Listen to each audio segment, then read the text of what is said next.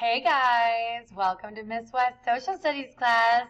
We're going to be talking about the causes of World War I, the Great War. Alright, so there is tons of tension going on in Europe. Anxiety. The countries of Europe are skeptical of each other. Things are going on that is causing this anxiety to run super high, and everybody knows when people's anxiety is super high, they could snap at any second. So there are four main causes of World War I, or causes of all this anxiety. The first cause is militarism, building up their military. So European countries are building their military and strengthening their armies. And when you notice that your neighbor is building a big military, lots of big, strong weapons, and lots of soldiers, it gets you a little bit nervous. You're like, why are they getting all those big weapons? What are they going to do? Come over here and invade us? And so the countries neighboring these newly militaristic countries, they also decide they're going to build up their military. So they're competing for the greatest military strength and the largest armies. They use this process called conscription. It's our vocabulary word. It basically means a draft. The government's going to require military service. This is going to strengthen their army and increase the size. Great Britain has a super large navy, so Germany decides they're going to build a navy too. And then Great Britain's like, why are you guys building battleships? What's your plan? And Germany's like, I don't know. The second thing would be alliances. The A, alliances. An alliance is like a gang that has your back. So basically these countries call each other up and they say, hey man, so, people are building up their militaries and stuff, and I just want to know, if something happens, you got my back? And then they're like, yeah man, I got your back. And so we got two different alliances. We have Italy, Germany, and Austria-Hungary, and we have Russia, France, and Great Britain.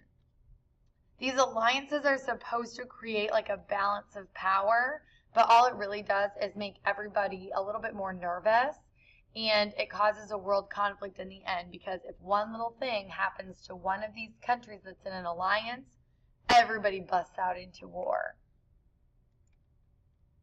And these are the two alliances. Make sure you write these down. The Triple Alliance is here in the center of the map.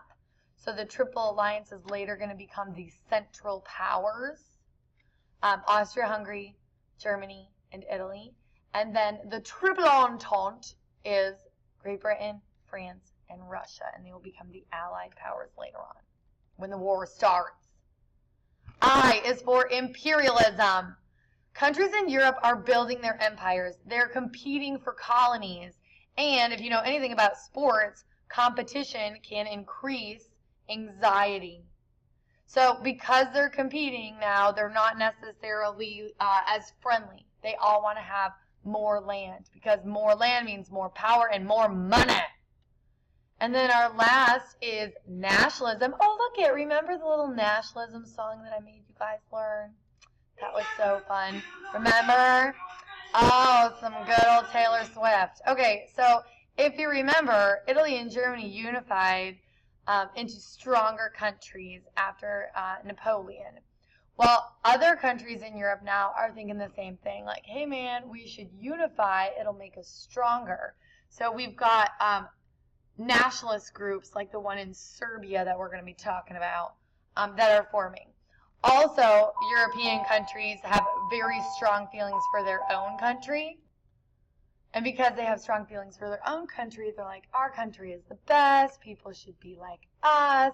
We should have the most colonies. We should have the biggest military. We should be super powerful and super strong. So nationalism feeds into this anxiety and tension that's going on in Europe, and ultimately leads to the beginning of World War I. So this is what's going on. The Balkan Peninsula, it's right here. This is the Balkan Peninsula. And in the Balkan Peninsula, there's lots of nationalist groups because these countries are controlled by either Austria-Hungary or the Ottomans. And they want self-rule. They want to be independent.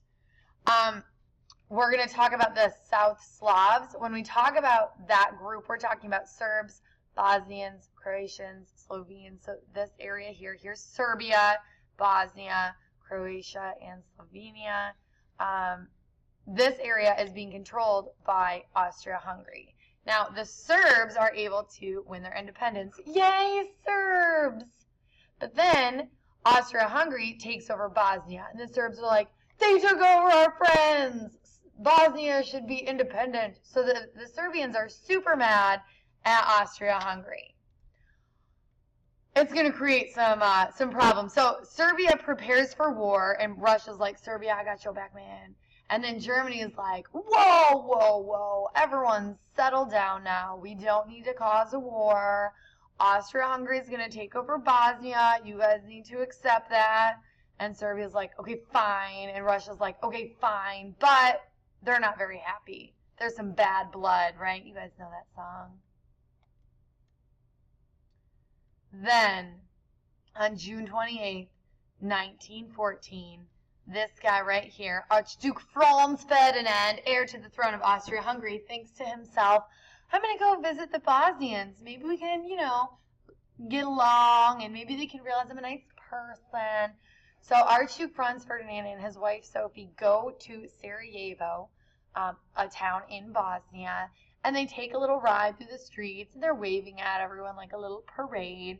And then this group right here, this guy, he also is like, I'm going to go to Sarajevo. He's from Serbia. He goes to Sarajevo because he does not like this guy right here. And this is what happens.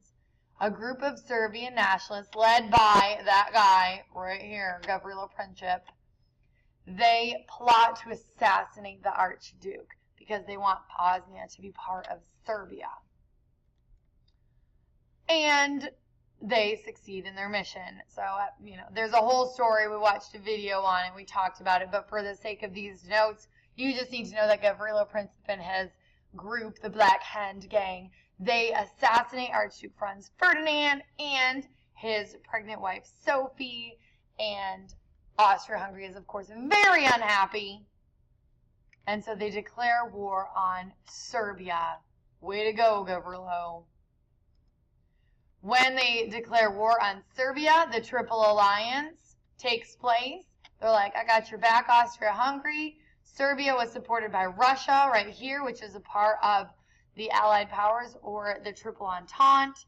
And World War I breaks out. Now, we talked about imperialism, right? All those imperialist countries, or countries that are being ruled by European countries, like India, Australia, New Zealand, they decide that they have, well, I shouldn't say they decide, they're forced into the war as well.